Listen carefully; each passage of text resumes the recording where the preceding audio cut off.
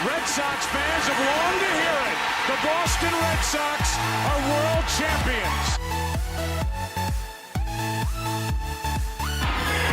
Game over, series over, and the Red Sox are world champs again. It hasn't happened at Fenway Park for 95 years. The Red Sox are world champions.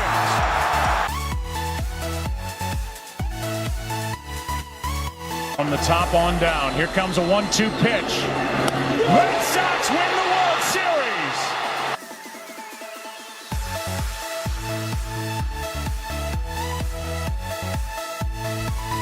This is the Inside the Sox podcast, and now here's your host, Kevin Baver. All right, welcome everybody to Inside the Sox podcast, presented by Grandstand Productions. My name is Kevin. Across from me is my partner in crime, Rob. Rob, how you doing, brother? Doing good. I am happy to be back. I missed everybody for the long week that was gone, but it feels so good to be back. That's right. So for those who don't know, Rob was on a much well-deserved vacation to Aruba. We sent him down there with a mission to get Xander Bogaerts back up here. But unfortunately that wasn't able to work out. So how was Aruba, dude? How was it? It was great. I thank you so much, Grandstand Productions, for sending me out. I went with my family. It was really nice. They had such beautiful beaches down there, and like the food was great. All the people were really nice, and it was really interesting to see like driving down the streets. There's no like street lights. There's like nothing. It's kind of crazy. Oh yeah. But it was really cool down there. Met a lot of new people. The weather was great. The beaches were beautiful. Sadly, couldn't get Xander Bogaerts re-signed with the Red Sox. My bad, guys. I tried my best. He was down there when I was there, but I did my best I could. But it was great to be down there. A nice little break from reality. But now we're back and good to go. Good to go, and that's awesome. We're so glad to have you back. And dude, I'm gonna be honest with you. I'm a little depressed, dude. I'm like, so I've had this. So this is how my week's gone. I'm battling the flu, and I'm not gonna do one of those things where everybody's like, where it's like MJ's flu game, right? Like here I am doing a podcast, which I'm like so like grateful to be able to be doing, right?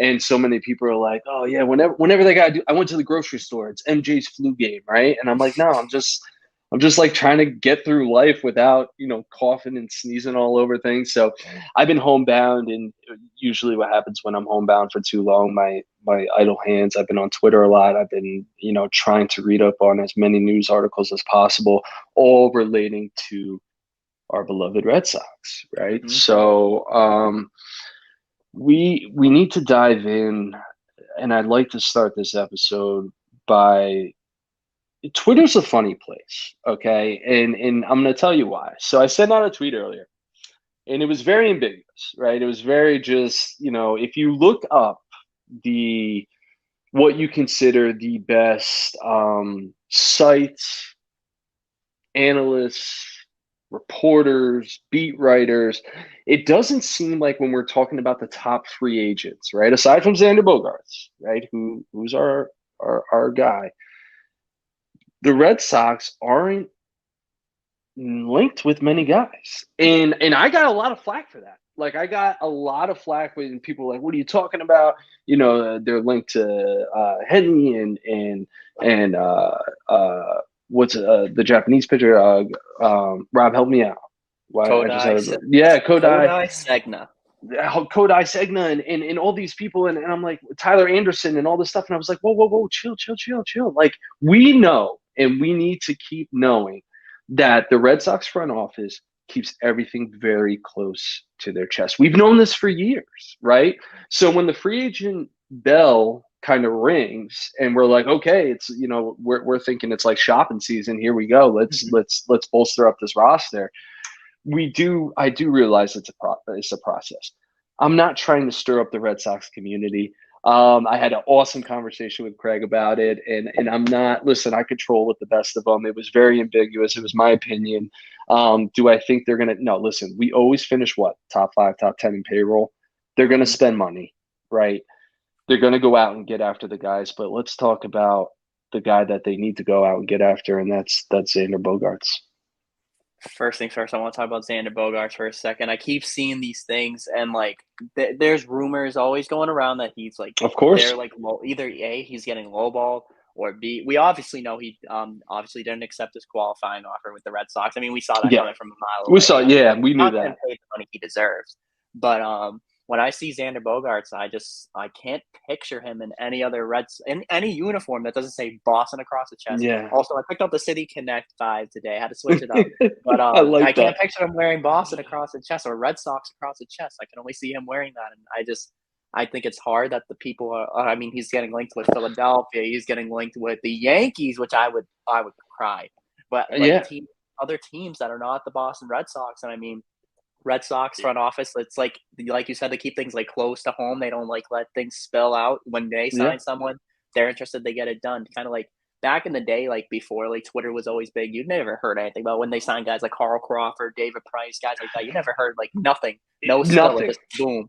And then like I think the Red Sox are that type of team. They're always going to be interested. We're known as the interest kings, obviously, but I think that the Red Sox, their main focus has to be Xander Bogaerts off the rip. We need to get him locked up. From there, then we can focus on other guys on the free agent market, but you can't start without getting the guy that you want to lock down in your homegrown talent in Xander Bogaerts.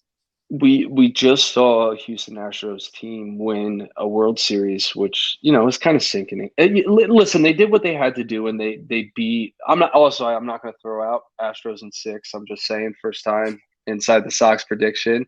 You got me on that one. I'm just throwing things out. So listen, we just saw the Houston Astros win another World Series, and they've done it. I think it was, what was it, 16, 17, 19 guys were homegrown talent, right? So it speaks volumes to what the Red Sox are, what they need to accomplish. Like, we need to keep that. And I need to kind of pause. I know I'm going to go on a little tangent here. Rafael Devers has team control. Everybody take a deep breath. Take a deep breath. Everybody, Musa, we have team control in 2023, okay? Do we want to lock him up by the start of spring training? Because just like in any sport, when you get to the preseason, when you get to in baseball spring training, those conversations want to be done, right? They want to be done with, right? So let's hope they can get him to an extension. From what we heard, they're oceans apart. That's not a little bit. That's not like a year here or a couple mil here. Oceans apart is we're not even close. Back to Xander. These are the numbers, and I'm just going to throw out some numbers that I have in front of me of what we could possibly be seeing. So as far as his worth has been evaluated, anywhere between 6 and 7 years, and we're looking at anywhere between $27 and $28 million AAV per year. I think it's more than fair, as far as market value goes. It is still lower, mind you, than both Correa and Trey Turner. However, I do think it's fair, and I do think that the Red Sox need to open up that checkbook and get this done. 6 years, 7 years, you throw in club options, player options. Those are things that you kind of negotiate when you get into negotiation. But the first thing is you got to get the numbers right. And if the numbers are right at 27 or 28 mil a year, I don't know what other direction is there, Rob? Like what? I don't know. I think when it comes to Xander Bogaerts, you need to pay him the money that he deserves, first of all. I don't think that anything, like obviously you want to give him the money. I think 27, 28, like you said, is reasonable for a guy like Bogaerts per year. And obviously there's a lot of things you can do with contracts in sports. You can backload it, you can front load it. People don't know what front loaded and back loaded means. Is pretty much if you front load it, you get majority of your money in the beginning of your contract. If you backload it, you get paid a little bit more or less in your front years, but the back years of your contract, it's for more of like a security purpose for a player if he gets hurt or something happens, or if he plans like on retiring, you get more of your money towards the end of your contract, which is the better option to do. And I feel like also there's a team option, player option, so many things that you could do. And plus, there's incentives signing contracts. Let's say Bogaerts wins another Silver Slugger in his career with the Red Sox, or if he wins an MVP with the Red Sox, you get contract bonuses there. World Series wins, you get bonuses. There's so many things that like go into contracts. So you could see $27 million a year and be like, oh, that's an underpay. but deep down doing a deep dive, there could be a lot more worked into the contract, no trade clauses, so much that can happen. There's so many opportunities. There's so many opportunities that go into it. In just the touch base, John Henry, Fenway Sports Group announced that they are going to be selling Liverpool, and a lot of people are going, "What does that have to do with the Boston Red Sox?" Right? Like, what does that have to do? John Henry is our owner, right? Along with the Fenway Sports Group, we were pretty much his baby. I mean, that's how he made his money off the Boston Red Sox. So, like, when I saw the article that he was looking at possibly selling Liverpool and then also possibly buying the Washington Commanders in the NFL, I'm going, hey, dude, like, remember us? Like, remember, hey, we're still here. You know, the Red Sox are still here. Does that affect the signing of Xander? Does that put handcuffs on Chaim Bloom to go out and spend the money that he wants to spend? I don't know. None of us are in the front office, right? Like, none of us are sitting down in meetings and making those decisions in figuring that out.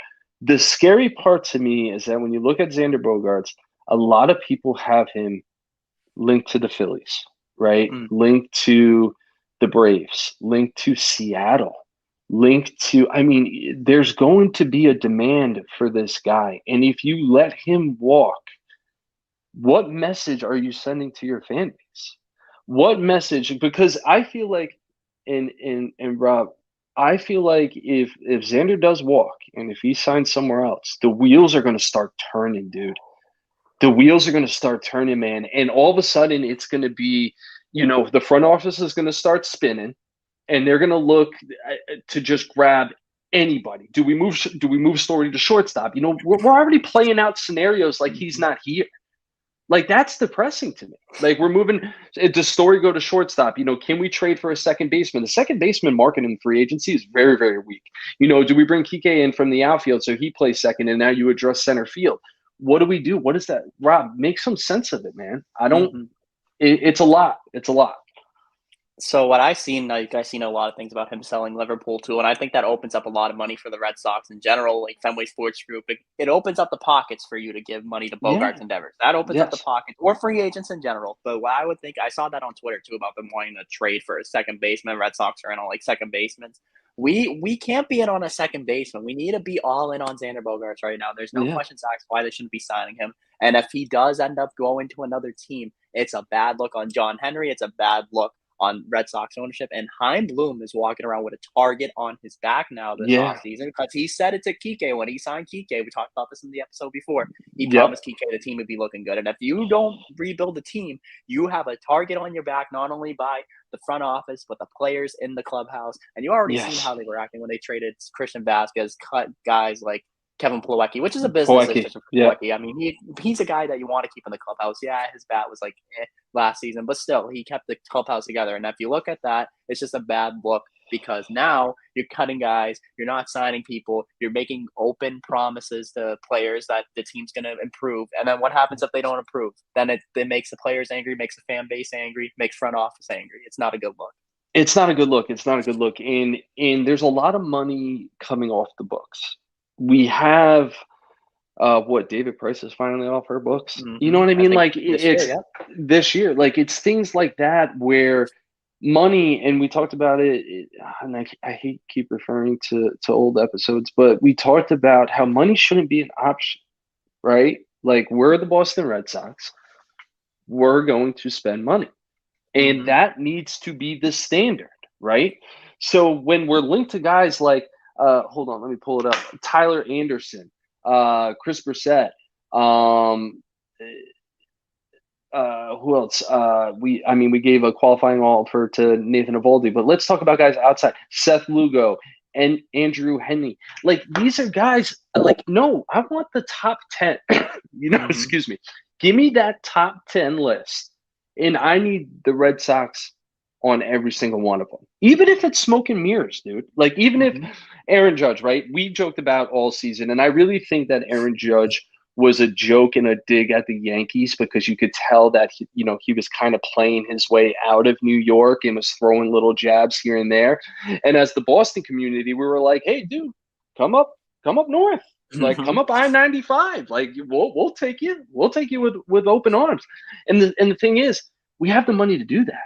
So when there's guys like Verlander, if Xander leaves, and I'm only throwing out the hypothetical, Carlos Correa, Trey Turner, Aaron Judge, these are guys that Noah Syndergaard, which I know hasn't pitched well, but that's another guy that I know you're big on. I want to see our name next to these guys, even if it's smoke and mirrors. Like I want to see Boston is active. Jeff Passan, and then we'll kind of keep it moving. Jeff Passan put out something the other day, and I wish I could pull it up on screen. He doesn't have the Sox as spenders. He doesn't. And in fact, he has 16 other Major League Baseball teams ahead of us. You're shaking your head, Rob. I'm like, dude, I'm reading this article and I'm looking at it. I see the tweet and I go, how is there 16 other teams in the league that you're anticipating spending? And we're not talking about payroll, right? We're talking about spending in free agency, just this free agency, okay? 16 teams are ahead of the Boston Red Sox? No dice, dude.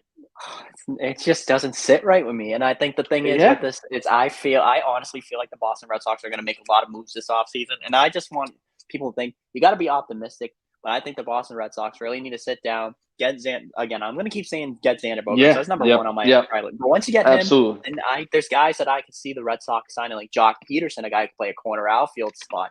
I mean, Cody Bellinger's a free agent. I don't see him spending big money on Cody Bellinger, but first base, there's their option to trade Hosmer. You can trade. There's rumors about them trading Alex Verdugo. I don't want them to trade Verdugo, but if they they can. Also, the Red Sox, as you could tell, I don't know if you guys knew this, but $180 to $200 million. Yes, they have more money. There we go. All that money's collectively coming back into the pockets of the Red Sox front office, so they're gearing up to sign someone. I don't know who. Bogaerts most likely, but they're gearing up. Besides him, they're gearing up to get someone big. And like you said, last year, the Red Sox were, I don't know why they're 16th. They were in on Freddie Freeman until the last minute last year. Freddie Freeman, Trevor Story, obviously we got Trevor Story. That one felt good. It was awesome. Like, there's so many people that they were in on last year. And obviously the Red Sox are a team that you can never count out. You've seen it in 2011, guys like Carl Crawford, big name free agents off the books from the Red Sox. They're willing to spend the money in the past. They have the same owners. They're willing to spend the money, and I think that people need to understand that the Boston Red Sox are they're on the top 5 in payroll every year. I don't think they're afraid to spend money, and I think the luxury tax, we need to get over this luxury tax stuff. Yes, thank you. We saw it with Mookie Betts. People are going to be like, oh, I hate when people say this, by the way, about like this Bogart situation. We don't want another Mookie Betts situation. The Mookie Betts situation, I'm going to be honest, Mookie Betts is my favorite player. He did not want to play in Boston. Let's stop the narrative. He did not want to play in Boston. We saw how if he wanted to stay in Boston, he wouldn't have extended the extension with the Dodgers as soon as before he played one single game with them. So let me just get signed an extension. Xander Bogaerts wants to be here. Rafael Devers, I'm assuming, wants to be here. So let's stop the narrative of Mookie Betts situation. These two guys want to play for the Red Sox. Yeah. They want to stay with the Red Sox. So I'm just saying this. The Red Sox have money. I think they're willing to spend. And I think, and I'm 100% with you. Where and how it's spent, I have no idea, right? Because it's the chicken or the egg, right? And I hate to kind of put that with Rafael Devers and Xander Bogaerts, because if we wake up tomorrow and Xander Bogaerts is a Philadelphia Philly, I don't know if Devers talks to the front office. Like, I don't know if he talks about an extension, and then at that point, even if you throw the world at the guy, he's going to be so heartbroken. His brother, the guy, Rafael Devers refers to Xander Bogaerts as his brother. That is a teammate bond that is beyond our capacity as fans to even understand. Let's get into some of these guys that have been brought up. Most particularly, Kodai Senga, right? Did I pronounce it? Mm-hmm. Close, Segna, right? Segna, right? We'll get it. We're going to get it. Looks like Salamora. It took us some time. But it's going to take us some time. So Kodai is a guy who's over in Japan.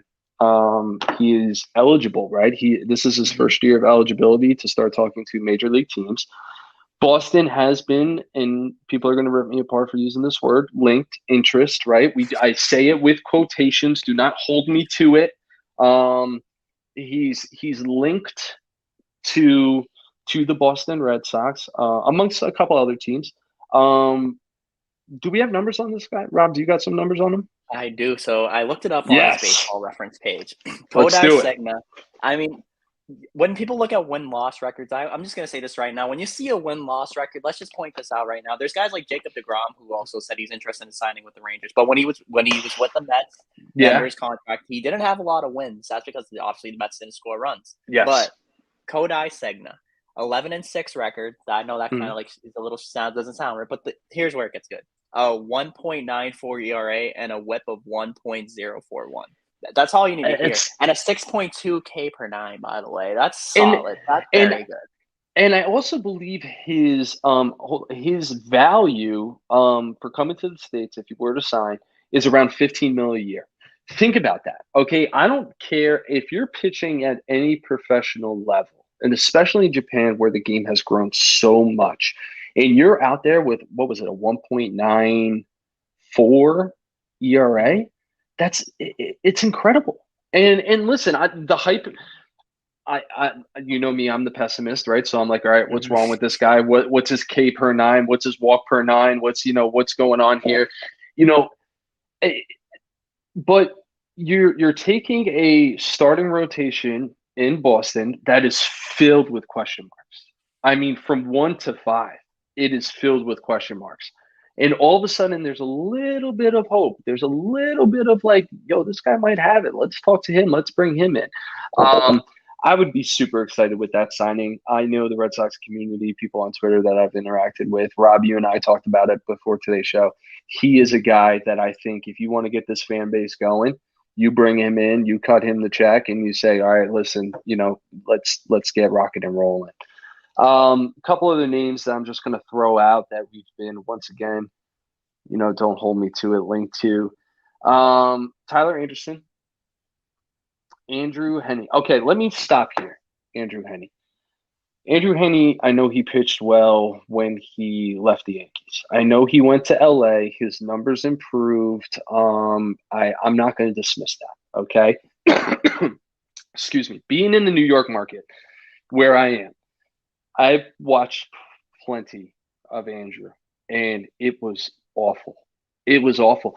Could he come to Boston and rejuvenate his career? Could he be a Michael Wacha that came to Boston that we really didn't have many expectations, and we're like, oh, wait, by the way, what's going on with Michael Wacha? We'll get to that. But could he come up to Boston and be something? I have no clue. I don't have a crystal ball. All I can go off is the numbers I have in front of me. I would advise to stay away. Rob, what do you think? I would stay away. I think it's 50-50 with Andrew Heaney, and I think obviously Andrew Heaney could be a guy that could be like a reliever in the long run, which I think would be a great spot as a reliever for the Boston Red Sox, like a middle reliever. I mean, he could slot in as that 5 starter, and you end up moving Nick Pivetta to the bullpen, as people are saying as a closer, Nick Pivetta even, which is like it's a lot of things that you need to think about. But I think he could be a solid fit starter. I mean, I don't know, It is really shaky because the Red Sox in 2018 or 19 when they played or was it? No, it was 2021. Sorry, I'm all over the place. In 2021, when he was a Yankee 2 years ago, Red Sox played him. He was doing terrible with the Yankees, and then that one start against the Red Sox at Fenway, they made him look like a Cy Young Award winner. So it's just like, I don't know. Maybe he can have his moments where he's bad. I know the Dodgers are known for making pitchers a lot better. I mean, we all know that Greg Maddux was their pitching coach. So, I mean, one of the greatest pitchers of all time. So, I mean, if you have one of the greatest pitchers of all time as your pitching coach, he knows something that the other players don't. But we'll see. I would really think for Andrew Heaney, if he was to come here, he'd be more valuable as like a long reliever, if not a fit starter. I think he's a good fit starter. He's a good fit starter. Walker back a little bit more. At the end of the year, he got a little shaky, but throughout the year he was dominant. He was amazing with the Red Sox. Walker looks so comfortable. And shout out to Justin, by the way, because he's throwing us some serious stats right here. So MLB trade rumors, which, by the way, reputable. Someone tweeted out yesterday they did go 0 for 11 last year on their picks, but they're usually spot on. They really are usually spot on. MLB trade rumors has him. Kodai, I'm speaking of coming to Boston. It looks like a projected 5 years, 75 mil. So once again, awesome. Deal's awesome. Let's make it happen. Let's go with that. Heaney, Pivetta, we have a question mark at closer. I know a lot of people were excited on Edwin Diaz. I would tell you this, and I knew 100% in my stomach the Mets weren't going to let Edwin Diaz walk out of that building. No, there was no way. Steve Cohen is going to spend as much money as possible, and it's a shame because guy we just talked about, Jacob deGrom, by the way, very interested in going to Texas and playing in the Rangers. Steve Cohen's going to have to throw the bag at him, the absolute bag, and then deGrom's going to have to make a decision. Tyler Anderson, someone else we were looking at. Brissett. Can we talk about Brissett a little bit as a possible starter? Justin, can you get us some numbers on Brissett? I really think for Chris Bassett, I think Chris Bassett would be a great number. Oh, I'm sorry, Bassett. I'm like Brissett. I'm like I know. I'm sorry. I'm all over the place. No, you're good. Don't worry. I am too. Chris Bassett. I really like Chris Bassett, and I think he had a great year with the New York Mets on a short. Obviously, being traded from the Athletics. We see what he did with the Athletics too. He was amazing with the Oakland Athletics in 2021. What he was doing. 2022, it was decent. But I really think Chris Bassett would be a nice starter here. Even a guy like Noah Syndergaard would be really good. A guy that the Red Sox should look into is like a reliever like Tyler Anderson with the LA Dodgers. He was really good. Like he had some amazing stats. And I mean, you got to look into it. Like Tyler Anderson is an efficient reliever. He does what he has to do. He pitches innings. 178 innings out of the bullpen even. I think he's like in between. He's like a starter and a reliever. He's a mix. So he's been thrown around in between. I think he played for the Dodgers for 2 years. He was thrown into the rotation. He was thrown into the bullpen. He's a mix of two, but he's been good. But Chris Bassett, I really like Chris Bassett. I think he'll be great on the Red Sox. I think throwing him back in the American League, having him as a third starter. I mean, the Red Sox have a rotation kind of in a situation where they're kind of a little set right now, but I feel like the bullpen is the main focus. But hear me out. We have so many options if we sign some people, even like look. So we have right now our two like confirmed starters. Red Sox have confirmed that Garrett Whitlock will be in the rotation this year. Yes, let's Brian talk about Bayo that. is another guy that's locked in, and then obviously there's a lot of question marks on that rotation. Chris Sale, there's a guy like Nate Eovaldi who they offered him the qualifying offer. I think he declined, but there's a guy that you could re-sign again, and Nate Eovaldi. Yeah, there's so many people that you could do, but like you said, with Whitlock being a starter, I think it's very interesting. Like I think he's more valuable as a starter. I feel like he has a lot more. He has nasty stuff.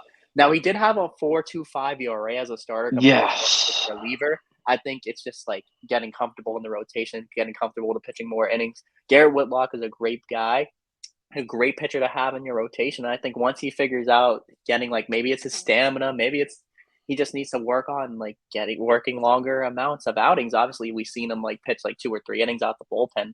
But we haven't seen him go 6-7 innings as a starter. So it's going to take some time. Maybe some stamina needs to work on it. But I think he would be great as a starter. He has a good pitch mix. He has too many pitches to be a reliever. He needs throw him in the rotation. He got a good pitch mix. I keep mixing up the words. A good pitch mix, and he'll be good. I think Tanner Houck in the bullpen is our way to go right now. Even though he's also could be a starter too, but I think he's good as the setup man.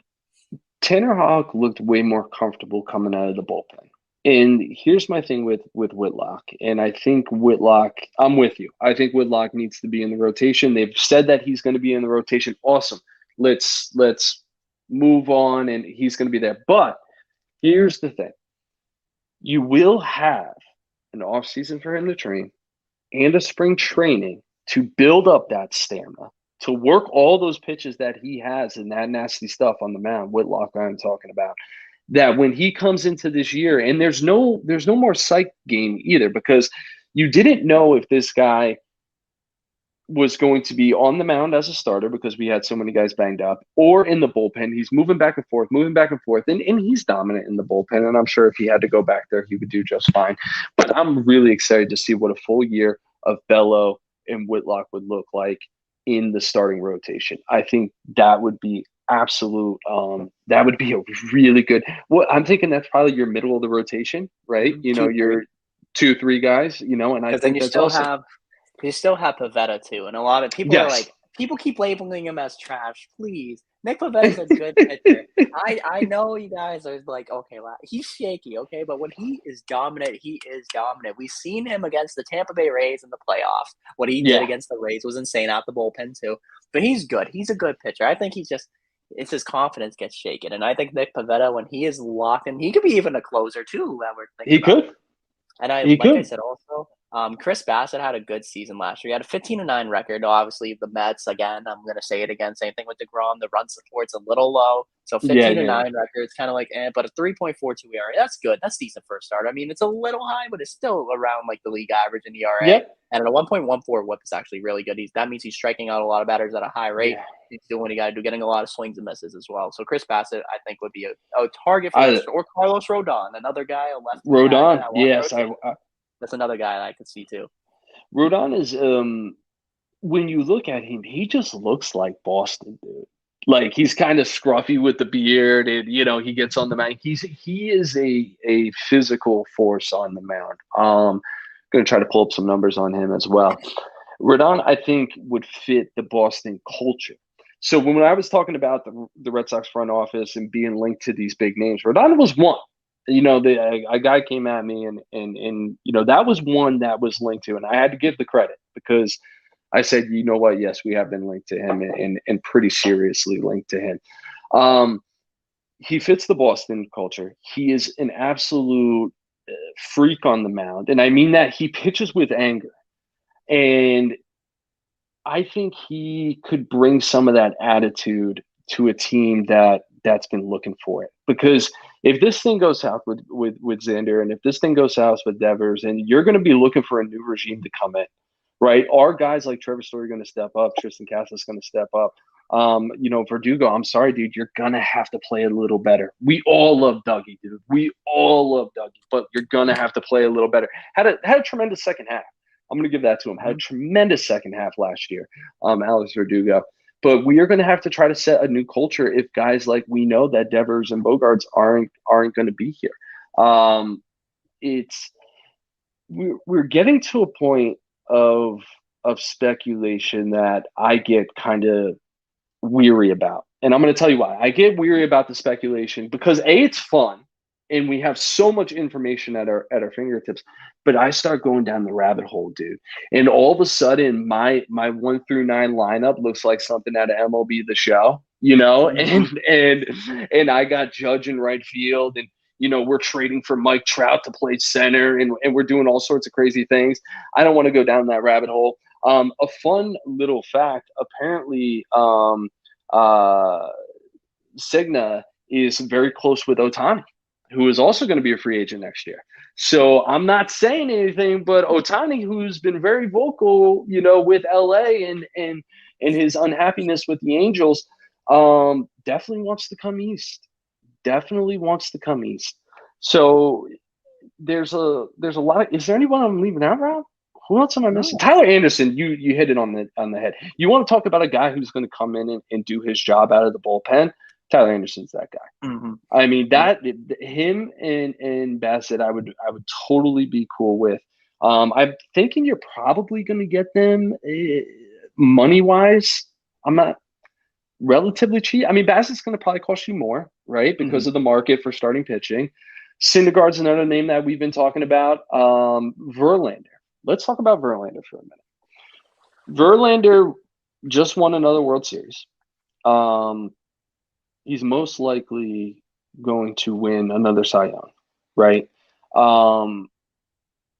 Verlander has expressed interest in both the Yankees and the Red Sox. I think the Yankees had a shot last year to get Verlander, and I don't think they're going to let that slip away again. I think Yankee fans, by the way, are pissed. I see them everywhere. I see them at Dunkin'. They're so livid and so burnt out. So let them be angry, but don't be shocked if Verlander winds up in New York. I wouldn't mind seeing a guy like Verlander in Boston. Well, only if the money's got to be right. If you're giving me 1 year for 30 mil or north of 30 mil, right? Probably 32, 33, I don't know. 2 years at 60, 65. To me, that's kind of like there's other guys out there, right? And that's where I'm with you guys on these little guys. But Rondon is definitely someone that I want to look at. Should we go through the lineup and see where we're at? Should we go around the diamond? Also, if we sign Justin Verlander, it's not saying we will. I think he goes to New York, but imagine if a healthy Chris Sale and then I Verlander know 1-2. That is the best 1-2 1-2 in baseball. punch, That's the and best then 1-2 you in have baseball. Whitlock and Bello, and then you have like 4 or 5 guys that you could throw out the fifth spot. A lot of people have been talking about this 6-man rotation. I don't have an issue with it, especially with guys like Chris Sale and Whitlock who tend to get a little banged up. I don't know if it's something that Alex Cora would be willing to look at or consider. 6-man rotation, not a bad idea. You know, I said when you have too many arms, that's not a bad problem to have. Listen, that's a phenomenal problem to have because the back end of our bullpen is absolutely a question mark. The middle, I mean, we have the worst bullpen in Major League Baseball. Let's call it what it is. Okay, so if we can get any of these arms in there and do what they got to do, I'm happy with it. So let's give everybody an update around the diamond of what we're looking at. So catcher, McGuire, right, and Wong. First base, Cassis. Second base, Story, pending. Shortstop open. Third base, Devers. Right field, who are we throwing there, Rob? Arroyo? It's got to be Verdugo at this point, right? Or Verdugo Right. or a left fielder? Because then we lose Tommy Left. Pham. Yeah, because we lost Tommy Pham. So I think Verdugo is back to left, right? Actually, it'd be and then Ref Snyder and right. It looks like. And then Ref Snyder and right. You know, probably splitting time with Arroyo. And then, oh my God, we still have Frenchie Cordero. Dude, I just thought about that. Also the backup first baseman. And then Casas, they said he just had an injury. I don't know if it's going to affect him for opening day, but we do have Hosmer picked up his option for $700,000. He'll be good at Fenway, so at least we'll. I think Hosmer's okay. I don't think he's going to be that guy that everybody's expecting to groom Casas. I don't think Hosmer looks like the type of guy who's going to come in and show the little guy what it is to be a big league first baseman. And to be honest with you, I don't blame him. Like, I don't blame veterans who are completely I don't want to say offhands because you're teammates. I mean, you're with each other almost every single day in the 162 game season. It's long, but I don't expect Hosmer to try to teach Tristan Casas too much about anything. Got some numbers on Rodon. Okay. Once again, win-loss, it's I don't even know why we look at win-loss anymore, but we do. 14-8, 2.88 ERA. Okay, and the NL West, mind you. Now, the NL West with the Dodgers and the Padres, 2.88, 1.28 whip. Awesome numbers, dude. Awesome Very numbers. Good. And the thing is, like you said about the win-losses with Rodon, Giants had a terrible year this year. Yeah. You can't look at that. I would love to see Rodon. I really would. I would love to see Signa from Japan coming over. I think that would be so awesome, dude. Because now you're a good Japanese pitcher, by the way, was Daisuke. Daisuke. That was the last time the Red Sox signed a big Japanese pitcher. Did you see that video of Daisuke playing shortstop in like some like weird, Japan league or something like that? That was funny. Daisuke's a two-way player. He's the next Shohei. So we want to. I think we're going to bring the segment. We've kind of covered everything that we want to. Do we want to do all-time Red Sox? We have to. Are we doing it? Okay. Perfect. All right. All right. So just for everybody listening, we are going to build our all-time Red Sox team. Okay, we're going to go position by position, and I think a lot of these we're going to be similar on. We'll build it together, right? We'll build it together. We'll give you guys a lineup. We'll give you, obviously, around the diamond. We'll throw out a couple pitchers, a couple relievers, and let's see what we come up with. Rob, you want to start us? Yes, I will. So I'm going to start. I think the best place to start, we got to start around the diamond. Let's start at third base. And for me, I think a lot of people are going to be interested in this one. For third base, one season he played with the Red Sox, but he is an amazing player. I'm going to go future Hall of Famer, Adrian Beltre at third base. Wow. I know there's guys like Mike Lowell. There's a lot of guys, but I think Adrian Beltre, probably one of my favorite Red Sox that only last year, and Cody Ross. But I think him at third base is a good start. I think, all right, so the only other person I would throw in the immediate last 10, 20 years. Mike Lowell, right? Mike Lowell he was World Series MVP, right? Mm-hmm. Yeah, listen, hats off, Mike Lowell. So we got Mike Lowell, we got Adrian Beltre. By the way, I love Adrian. The swing down to one knee, right? And just absolute man hacks at the plate is awesome. All right, let's go to shortstop. Shortstop, it's a no-brainer. It's Xander Bogaerts. It's Xander Yeah. Bogaerts, the most successful shortstop. I mean, there's Nomar. Obviously, you could say Nomar. Yeah, Nomar. Nomar was great in his first few years with Red Sox. Arguably, I know it's going to be a hot take. I'm not being a Yankee hater here, but if you look at the stats, he did have better numbers than Jeter. Not saying he's a better shortstop than Jeter all time. But when he started at first, when he was healthy, he did have better numbers than Jeter. But we're going to go Xander Bogaerts. He is amazing. 5 Silver Sluggers with the Red Sox already. He has the same amount of Silver Sluggers that Derek Jeter has had in his career, by the way. Yeah. And 2 World Series with the Red Sox. You can't discredit Xander Bogaerts. I think that's the choice for me. I think Xander. I think I'm looking at the all-time list here. I think Xander. Yeah, Xander's your guy. Five. He just won his 5th Silver Slugger, dude. Like the fact that I'm not even gonna get. You know what? I'm gonna get upset again. I'm gonna get sad. I'm gonna go cry. On my pillow that he's still not a Red Sox right now. All right, let's move across second base. Second base. Gotta go Dustin Pedroia. I gotta go. Absolutely. Like that. I mean, it's like even a question. Bobby Orr, I mean, too. Yeah. R.I.P. also Jerry Remy, R.I.P. Rem Dog. Yes, he's another Rem guy. Dog. But obviously Dustin Pedroia. I mean, he's won multiple Gold Gloves there at second base with the Red Sox. One of the best defensive second basemen in Red Sox history. He won a Rookie of the Year in 2007. Won a World Series that year. Right after wins a fucking MVP. Sorry for the swear. Yeah. But right after winning an MVP, he was so good. I love Dustin Pedroia there, and he was one of my favorite players growing up. He's the reason why I love watching the Red Sox. He was a guy that I wanted to play like. Dustin Pedroia was the poster child for Red Sox. I mean, he was the down and out guy, drafted out of Arizona State, right? Mm-hmm. Short in stature but not in heart. And he absolutely went out and played his guts out every time he took that diamond, to the point where his injuries later on in his career were really, really, probably because he came back more than he should have. Bobby Doerr, shout out Bobby Doerr, second base. He's probably up there with Petey for me as all-time second baseman. Bobby Doerr definitely belongs in that conversation. All right, first base. All right, first base. I'm going to give you this: first base / DH, if that makes it simple. Here we go. So I'm gonna do one for each. So okay, I was gonna do this man for third base, but I remember he played first base, and that's the Greek god of walks, Kevin Youkilis. I was gonna do Mo Vaughn. I like Mo Vaughn, but I think Kevin Youkilis, the Greek god of walks, the crazy batting stance. Youkilis was great with the Red Sox. Won a few Gold Gloves at first base. He had it for power. He had really, really good years with the Red Sox, and he was consistent. I love him in the booth for Ness, and he's coming back. Awesome. He's been so good. And obviously, we all know the designated hitter is the come on, you can't go without Big Papi. Big Papi, the greatest designated hitter in baseball history, ever. Him and Edgar Martinez. But David Ortiz, first ballot Hall of Famer. So happy that he got it. But yeah, Big Papi, that's obviously first base. There's no question. We're not going to do Mo Vaughn, right?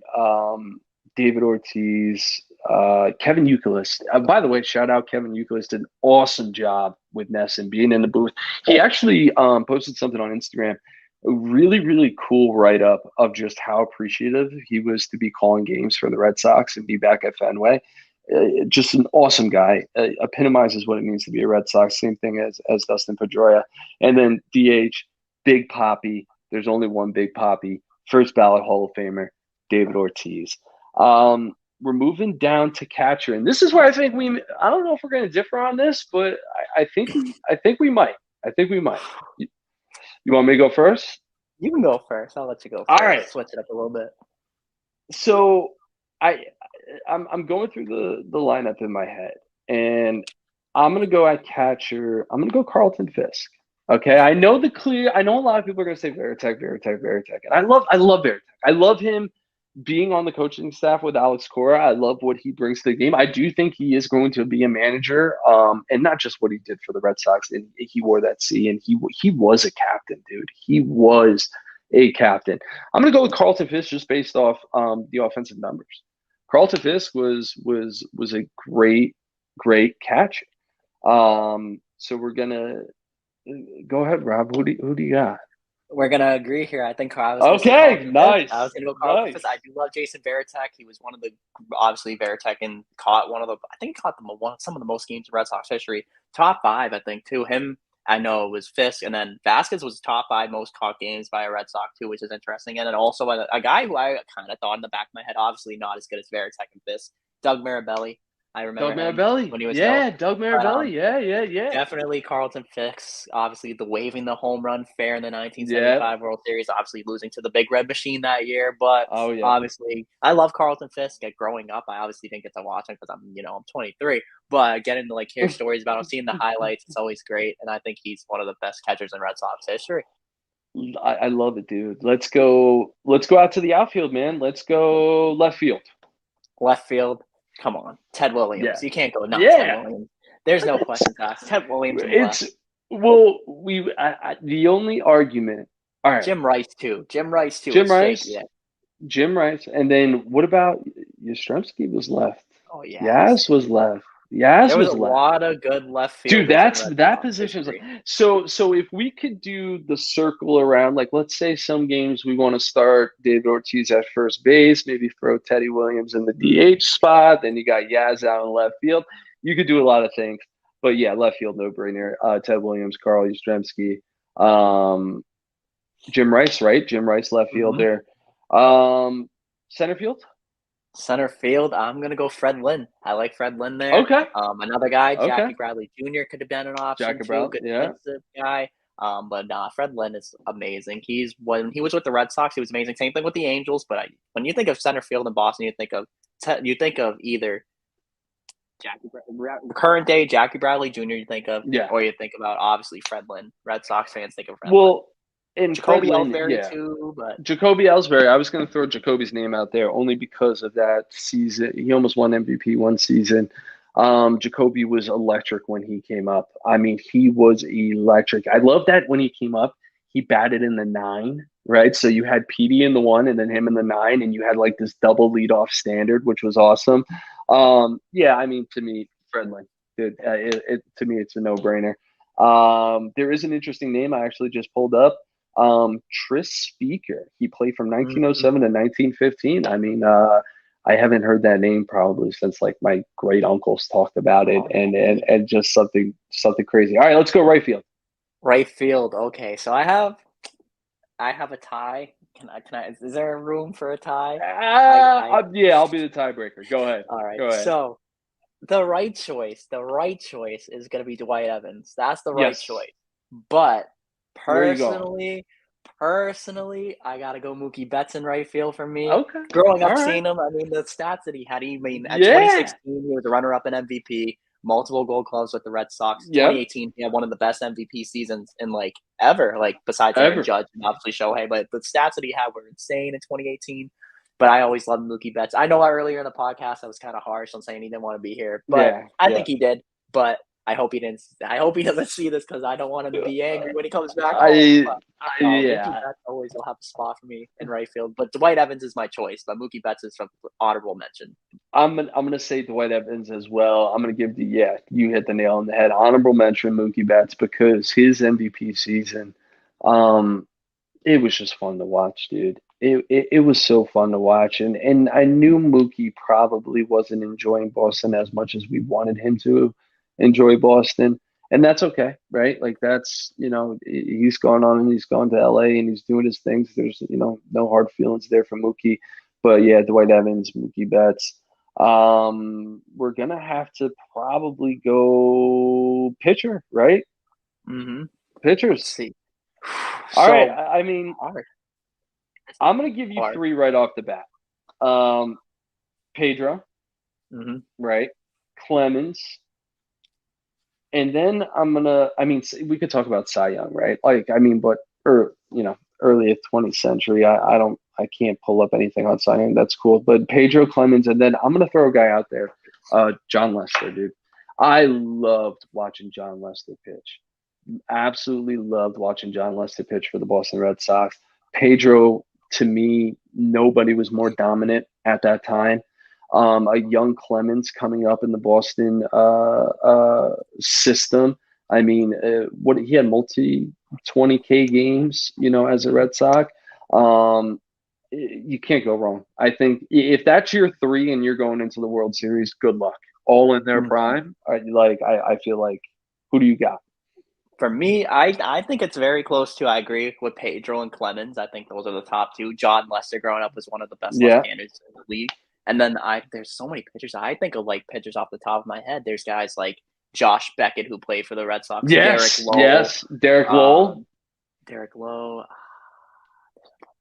Curt Schilling, another guy. Curt Schilling. Yeah. So there's a lot of people that you could throw in there, but I think the big three, I would go Pedro, Clemens, and then Lester, and then Schilling in the 4, and Beckett in the 5. That's a good rotation. I like it. Listen, I'm not gonna break it. Just a shout out, Luis, right? Luis Tyan, who was a phenomenal pitcher back in the 70s. So shout out to him. All right, let's move it to the bullpen. It's funny. I'm looking at this list that I pulled up, and it's great. But closer, I mean, Jonathan Papelbon, dude. I mean, shipping up to Boston would come on and Fenway, and the place where you could feel the floor shaking. And to me, that was I thought there was nothing cooler. Jonathan Papelbon at the back end of my bullpen. What's your bullpen looking like? My bullpen for closer, you got to go Jonathan Papelbon, most saved in Red Sox history. That's a no-brainer. Yep, no-brainer. I'm going to throw a couple closers in as middle relievers, though, because there were some dominant closers in the time of the Red Sox. You got guys obviously, a guy I think of, Eric Gagne, when he was with Boston. He was good. Yeah. Another guy, Craig Kimbrell, great with the Red Sox when he was the closer. He did amazing in 2018. Obviously, the playoffs, he kind of gave Cardiac Craig the nickname. Yes, he Craig, was. He was. And then another guy I really, really liked in the bullpen was Koji Uehara. Koji was always fun to watch. When he became the closer in 2018, when we finally locked him in as the closer, he was so dominant that postseason. And then there's so many memories. That pickoff he had at first base, picking off. Who was it? I think it was Matt Carpenter on at first base. Was it Alan Craig? One of the other. One of them. Whoever was on at first base, he picked them off. It was unbelievable. Crazy. That World Series, back-to-back games in St. Louis, the craziest endings I've ever seen in a World Series. The crazy interference play at third base with Middlebrooks, and then a pickoff the next day. It's what is going on? Do we throw Keith Folk out there? Keith Folk in there. He broke the curse. Yeah, he broke the curse. I mean, bounce her back to Folk, right? Chopper back to Folk. Can't go wrong. Awesome episode, Rob. A lot of fun. Always a good time talking to you. Always a good time talking Red Sox. I think I'm starting to come out of my depression a little bit. I feel a little better now that we're talking. I'm not going to go and start any Twitter wars and things like that. Just want to shout out to everybody. Grandstand Production, especially Justin. Justin helped us out through the episode, pulled up some stats for us. I know we kind of fumbled a little bit. That's because we were waiting for numbers to come into us. Shout out to Justin for doing that. Rob, we are on podcasts. Where are we at? We're Spotify, Apple. Yeah, give us the rundown. Apple. We just got news that for Apple and Sports and News, we're in the top 111, and it's only going up from here. So it's only going up, guys. Keep listening. Yes. Also, Wisdom. Shout out to Wisdom. We're a featured podcast on there now. So if you have Wisdom and you see going into your featured section, you should see Inside the Sox podcast. Click on it. Yes. Tune in. Support us everywhere. Follow us on YouTube. I keep saying follow. Subscribe to us on YouTube. Follow us on Twitter. Follow us on TikTok for Grandstand Productions. Follow Grandstand Productions as well on Twitter, but also YouTube as well. You might be hearing a new voice for some of the videos. Noah's takes. Noah obviously shouted us out. Shout out to Noah. He's done. Shout out to Noah. He's done great. Shouting at the podcast at the end, but you might hear a new voice. I'm not going to say who, but my lips are sealed. But I mean, you're going to get a lot of stuff going on. But thank you for all the support for us. Really, we truly appreciate it. Follow us on Twitter. We're going to put a lot of polls out there. Things. Give us suggestions on what we could talk about because we love to hear new people. Yeah, and we love to hear voices. And now that the stove is getting hot and free agency is officially open, we're going to be here. We're in constant communication with each other. We're going to be here for you guys. We want you to like us, subscribe, do whatever you got to do. We're all over social media. We love doing this. We want to keep doing this. Apple 5-star ratings. We're climbing that Apple sports list for podcasts. that's incredible for a show that just started up and running, and we're only on our third episode. So, go Sox, baby. Go Yes, sir. Sox. Let's go Sox. And everybody already knows hashtag Dirty Water on Twitter. You see it. Hashtag You see dirty me water. using it all the Absolutely. time. I'm Boston born and raised. You know, dirty Right. water. You gotta love that dirty water, especially Gotta with love the that Red dirty Sox. water. I love it, guys. All right. Peace out. Peace out, Thank y'all. you. Until next time. Until